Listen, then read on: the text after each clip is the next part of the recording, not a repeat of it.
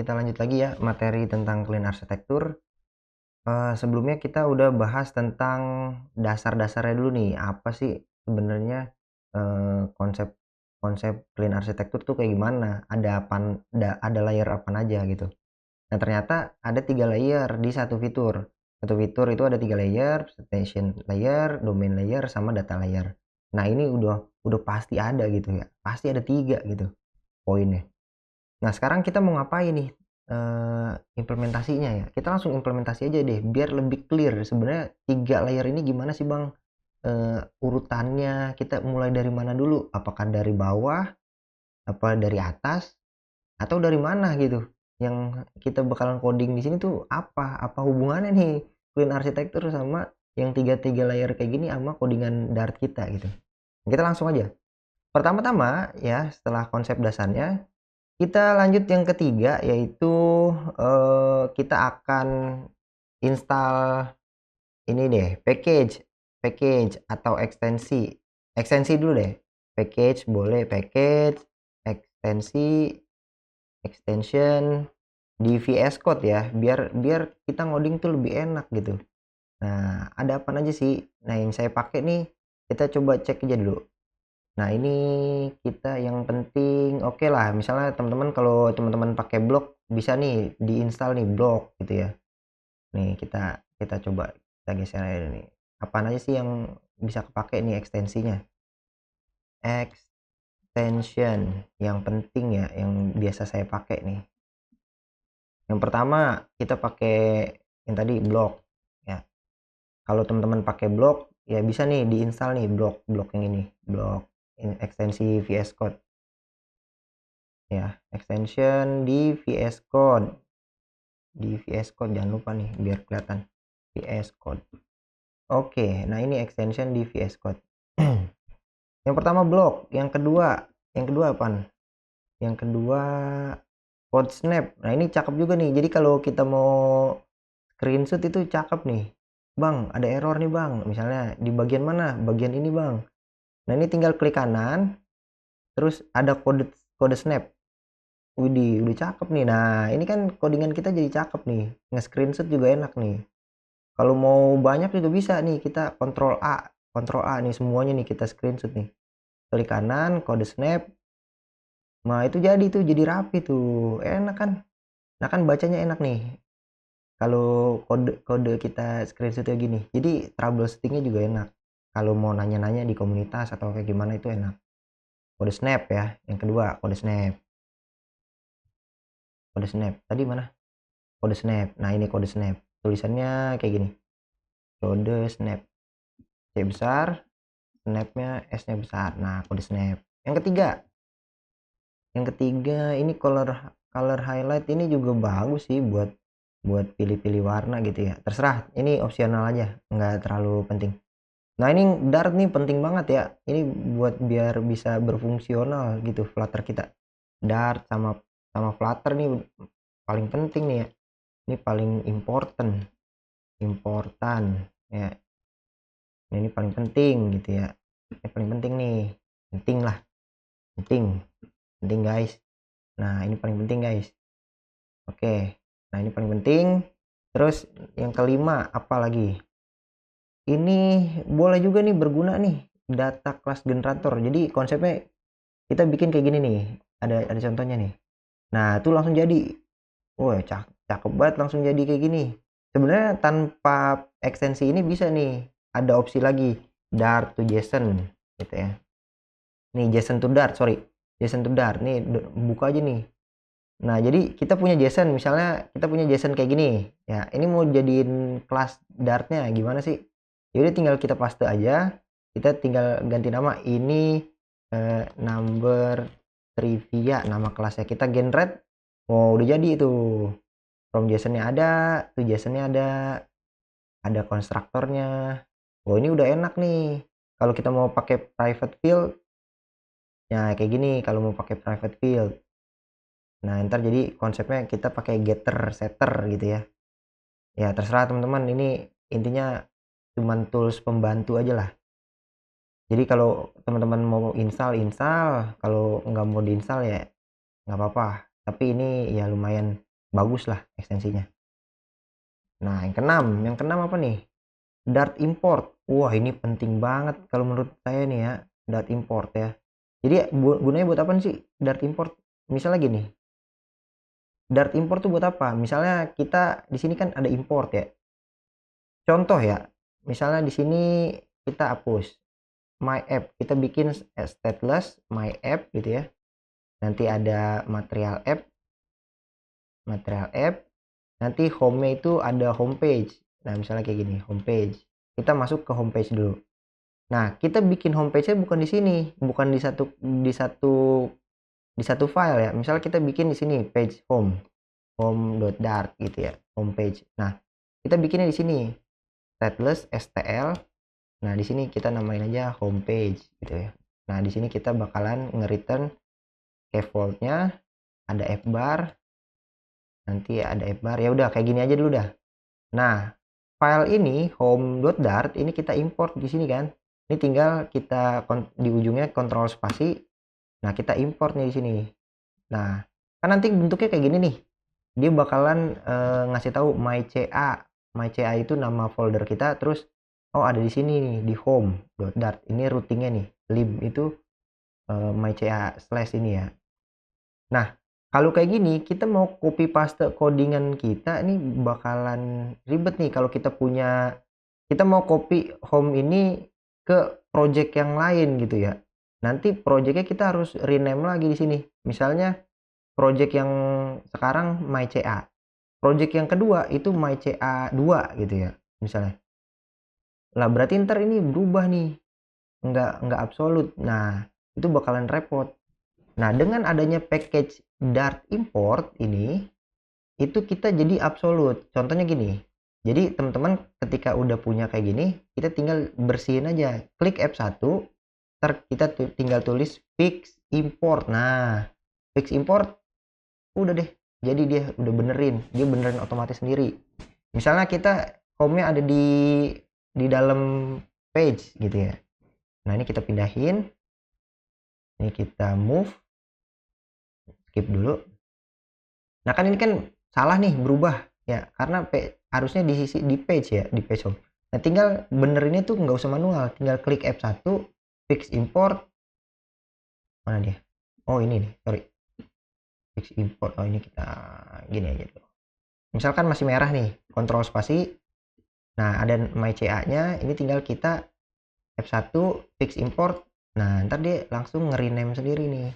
Nyari sendiri dia. Ya gitu, teman-teman. Jadi menurut saya ini sangat membantu ya. Sangat membantu banget nih package Dart import ini. Jadi jangan lupa diinstal. Nah, Dart import. Yang ketujuh apa nih? Yang ketujuh ini nggak terlalu Django, Docker. Oke, Flutter yang tadi ya. Nah, ini teman-teman, Flutter fitur scaffolding. Ini tujuannya buat apa sih? Ini buat bantuan aja sih clean arsitektur ya. Nah, ini pengguna blok seneng banget nih karena di kiri cok C ini dia menggunakan blok sebagai state manajemennya di clean arsitektur. Konsepnya sama nih, ada fitur. Di satu fitur itu ada data layer, ada domain layer, ada presentation layer. Jadi ini udah enak banget langsung dibikinin teman-teman, langsung di-generate. Contohnya gimana sih, Bang? Contohnya gini. Misalnya kita mau bikin di sini page-nya kita hapus dulu dah. Ini nggak ada page-nya gitu, nggak ada page-nya. Misalnya di sini kita mau bikin fitur number trivia atau autentikasi. Ini tinggal klik kanan di foldernya. Nanti ada di sini new fitur pakai blok gitu ya, atau pakai qubit. Nah, kita tinggal namain fiturnya authentication. Tinggal enter, there. Wah, langsung jadi nih. Fitur authentication langsung jadi. Data layer, domain layer, sama presentation layer. Wow, ini udah keren banget sih. Jadi kita udah enak. Kalau mau bikin fitur lagi, fitur yang kedua, ini tinggal kita klik kanan, fitur yang kedua, new lagi. Misalnya fitur apa? Fitur number trivia gitu ya. Number trivia, kita enter. Nah, fiturnya udah ada dua nih jadinya. Tuh, Nah, buat trivia sama autentikasi ini udah dibikinin. Fitur yang ketiga gitu ya. Fitur yang ketiga mau dong. Mau yang ketiga. Fitur counter gitu misalnya. Oh, ini langsung jadi nih. Oh, ini udah langsung data layer, domain layer, presentation layer. Nah, ini udah jadi. Sebenarnya bukan jadi, kita disiapin folder-foldernya. Ntar isi filenya kita yang bikin sendiri. Tapi strukturnya itu scale foldingnya itu udah jadi gitu. Intinya gitu ya. Jadi ini sangat bermanfaat nih. Install aja nih Flutter fitur scaffolding. Kepake nih, penting juga nih. Ini penting juga nih buat ngebantu. Buat ngebantu ini penting. Oke, yang ke-8 deh. Yang ke-8 apalagi sih, Bang? INTL. Ini buat apa ya? Buat lokalisasi gitu ya. Ini bagus juga nih. Jadi teman-teman kalau mau install, ini buat nah ini sih lebih ke arah bahasa, translate gitu. Ganti-ganti bahasa, local language dan lain sebagainya nih. Ya lumayan lah buat ngebantu juga nih. Ya, kita nyiapin berbagai macam bahasa bisa nih pakai dibantuin sama Flutter INTL. Ya kalau mau install, kalau enggak ya bebas. Ini enggak terlalu krusial gitu ya. Yang ke-9, GetX. Buat teman-teman pencinta GetX bisa nih di download Flutter ininya ekstensi GetX snippet ya. Jadi ini buat pencinta GetX bisa juga di sini. Nah, yang ke-10 itu ini teman-teman kebilang penting sih GitHub ini. Kalau teman-teman pasti pakai version control kan. Jadi ya install aja nih GitHub pull request gitu ya. Kalau pakai GitHub. Terus Git Lens ya ini bebas mau install apa enggak, bebas. HTML kita nggak pakai HTML, ini PHP, Jupyter, Python, udah sih ini yang lainnya sisaan doang nih. Oh iya ini material icon theme. Nah, ini bagus nih teman-teman. Jadi kalau teman-teman lihat nih ada gambar-gambarnya tuh kan lucu-lucu ya icon-iconnya tuh. Tuh. Nah, ini pakai ini material icon theme. Temanya pakai ini ya. Ini kita anggap penting lah ya. Ini buat lebih rapih gitu ya biar biar biar enak dibaca gitu. Tema aja sih sebenarnya ini. Yang nggak penting-penting amat tapi tema ini penting juga sih buat biar nggak bosan gitu. Oke, lanjut lagi. Apalagi PHP Prettier nggak perlu lah. Paspek asis, paspek asis teman-teman ini penting banget nih guys. Ya Allah. Nih, jadi paspek asis itu apa sih? Nah, ini yang ke-12 ya. Banyak amat nih. Udah. Paspek asis nih kalau menurut saya ini penting nih. Paspek asis. Ini biar kita ngebantu teman-teman.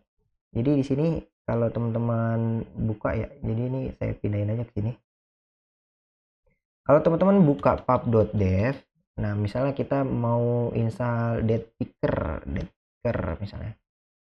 Atau apapun lah, kalender nih misalnya kalender Datepikr 2. Ini kan package nih. Jadi kalau misalnya kita mau install itu kita buka paspek YAML, kita tambahin di dependensi di sini. Bisa tambahin manual, jadi di sini kita copy ini, kita copy. Nanti kita tinggal paste di sini. Gitu.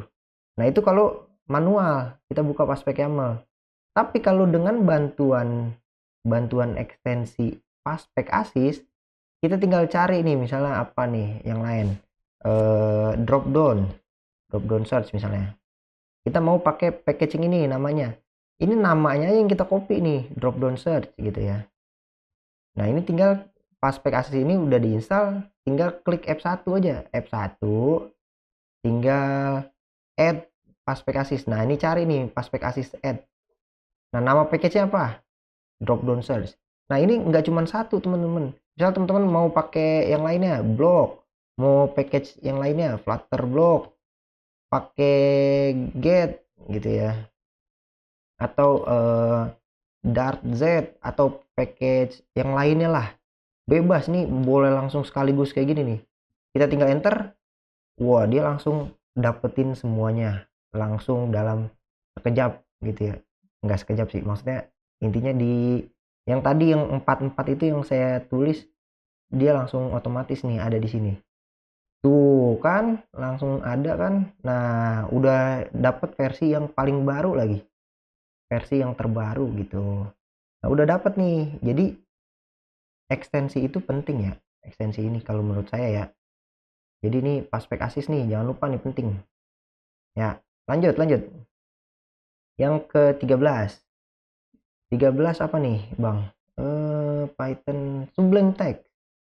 Ini biar kita codingannya mirip, kita bukan codingan sih, lebih shortcut aja sih. Ini kita copy aja. Ini kalau menurut saya penting sih.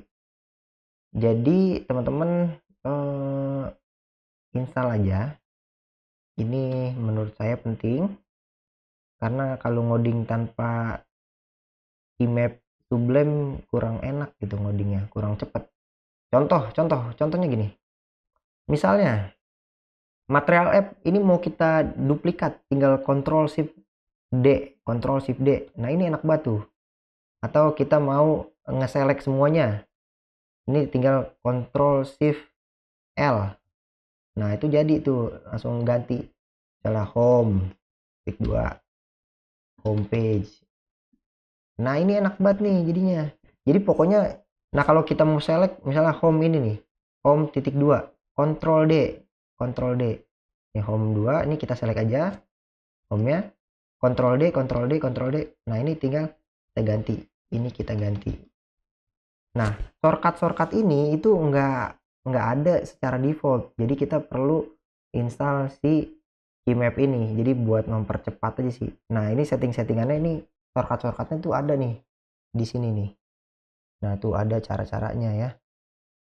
Ya intinya kayak gitulah. Intinya si Sublime Text Keymap ini menurut saya penting karena saya udah biasa ya. Jadinya ini dianggap penting. Kayak gitu. Terus lanjut lagi Waka Time. Ini buat ngedeteksi. Waka Time itu kalau teman-teman install Waka Time ini berapa lama teman-teman ngoding sih? Kayak berapa lama sih teman-teman itu di VS Code ngoding apaan aja bahasanya. Ntar ada analisisnya gitu. Ntar tinggal buka aja nih di wakatime.com. Ntar bakalan kalau kita login bakalan kedetek tuh. Login with GitHub misalnya nih ya, atau teman-teman mau pakai email dan lain sebagainya itu ada. Nah, ini ada nih tuh kayak gitu, 7 hari yang lalu 9 jam ngoding gitu. Nah, kayak gitulah. Mau apaan aja projectnya. Terus ya yang lainnya dah, ini banyak nih. Leaderboard juga ada nih kalau mau lama-lamaan ngoding. Ya ini nggak terlalu penting-penting amat ini, tapi ya buat motivasi teman-teman aja lah. Ini biar ada saingannya gitu. Ini kalau ke leaderboard nih, oh ini dari Rusia ternyata nih. Dia seharinya 15 jam coba ngoding. 110 jam totalnya. Wah, ini mah kagak jelas nih orang ngoding mulu. Nah, ini dari Indonesia juga ada nih. Wah, mantap nih. Ivan. Wah, mantap lah. Ya itu buat kayak gini-gini lah Waka Time.